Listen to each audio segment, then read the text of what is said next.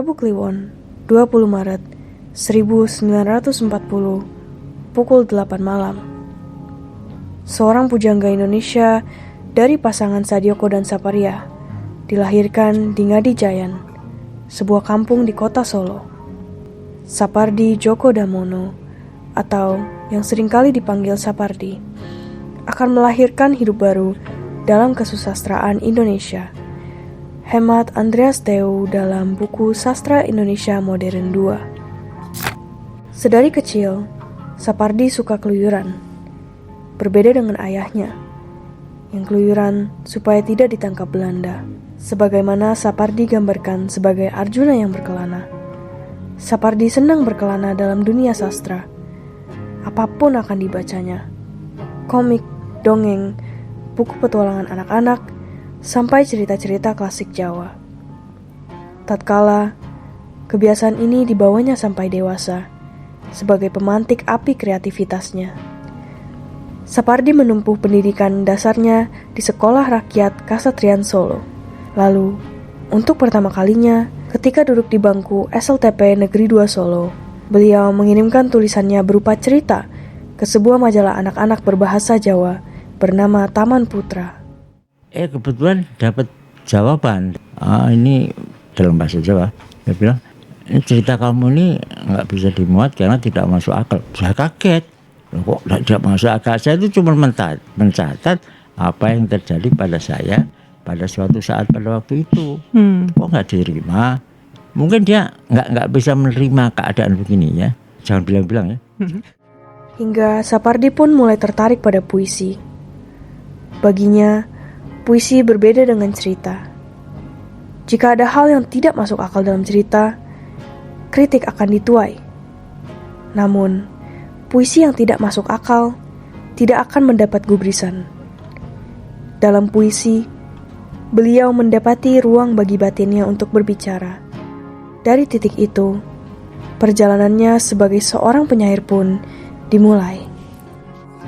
Lulus dari SMA Negeri 2 Surakarta, Sapardi melanjutkan studi sastra Inggris di Universitas Gadjah Mada dan lulus pada 1964. Selama berkuliah, beliau tetap aktif menulis. Ratusan puisi telah ditulis olehnya. Banyak tulisannya yang dimuat di koran dan majalah ibu kota sejak SMA.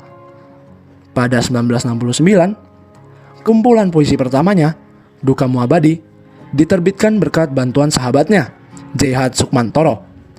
Kemudian lahir berbagai karya penting, seperti Mata Pisau, Akuarium, Perahu Kertas, dan puluhan kumpulan puisi lainnya. Sejak 1974, beliau bekerja sebagai dosen tetap di Fakultas Sastra Universitas Indonesia, jurusan Sastra Indonesia. Tahun 1989, beliau memperoleh gelar doktor dari Universitas Indonesia jurusan Ilmu Sastra. Beliau juga pernah menjabat sebagai pembantu dekan hingga diangkat menjadi dekan pada 1965 hingga 1969. Sekaligus dikukuhkan sebagai guru besar di Fakultas Sastra Universitas Indonesia. Puisi Hujan Bulan Juni yang terbit pada tahun 1994 dalam kumpulan puisi dengan judul yang sama menjadi karyanya yang paling populer. Puisi yang sederhana itu sangat disukai orang. Ada yang menuliskannya di kartu undangan pernikahan, ada juga yang menuliskannya di kaos-kaos oblong. Kepekaannya memilih kata juga ditempa dari pengalamannya sebagai copywriter dan penerjemah sastra asing, keterbatasan ruang atau durasi dalam iklan, serta proses penerjemahan karya dari berbagai negara membuat diksinya semakin efektif. Salah satu karya asing yang pernah diterjemahkannya adalah Laki Tua dan Laut karya Hemingway. Sapardi juga merupakan seorang kritikus sastra. Buku-bukunya seperti Sihir Rendra, Permainan Makna, banyak dikutip mahasiswa untuk mendukung penelitian mereka. Sapardi tidak menunggu inspirasi datang untuk mulai menulis. Baginya, menulis adalah kegiatan yang didasarkan oleh niat dan disiplin. Atas dedikasinya, Sapardi menerima berbagai penghargaan sastra, baik dari Indonesia maupun mancanegara. Di antaranya adalah Sea Right Award dari Thailand, Ahmad Bakari Award, serta Katulistiwa Award. Dengan perjalanan karirnya yang sukses, kerendahan hati dan rasa ingin tahu Sapardi tidak pernah hilang.